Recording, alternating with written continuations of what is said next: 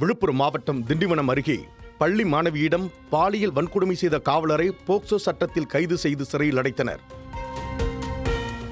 விழுப்புரம் மாவட்டம் குயிலாப்பாளையத்தைச் சேர்ந்த 10ஆம் வகுப்பு மாணவியும் கொந்தாமூரைச் சேர்ந்த 12ஆம் வகுப்பு மாணவரும் ஒருவர் காதலித்து வந்த நிலையில் கடந்த 6ஆம் தேதி பெற்றோர்களுக்கு தெரியாமல் இருவரும் வீட்டை விட்டு வெளியேறி சென்னைக்கு சென்றுள்ளனர்.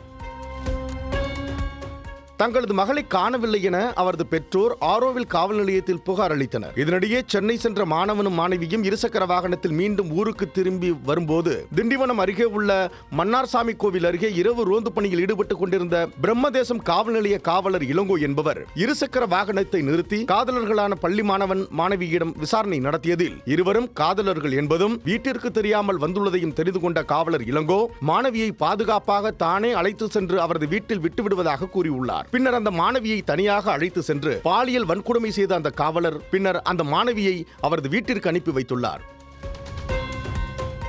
வீட்டிற்கு சென்ற மாணவி பிரம்மதேசம் காவல் நிலைய காவலர் இளங்கோ தன்னை பாலியல் வன்கொடுமை செய்ததாக பெற்றோரிடம் தெரிவித்த நிலையில் அதிர்ச்சியடைந்த மாணவியின் பெற்றோர் இதுகுறித்து திண்டிவனம் அனைத்து மகளிர் காவல் நிலையத்தில் புகார் அளித்தனர். புகாரின் பேரில் திண்டிவனம் அனைத்து மகளிர் காவல் நிலைய போலீசார் மாணவியை பாலியல் வன்கொடுமை செய்த பிரம்மதேசம் காவல் நிலைய காவலர் இளங்கோ மீது போக்சோ வழக்கு பதிவு செய்து அவரை கைது செய்து சிறையில் அடைத்தனர். ரோந்து பணியில் ஈடுபட்ட போது காவலர் ஒருவரே 10ஆம் வகுப்பு மாணவியை பாலியல் வன்கொடுமை செய்த சம்பவம் பெரும் பரபரப்பையும் அதிர்ச்சியையும் ஏற்படுத்தியுள்ளது.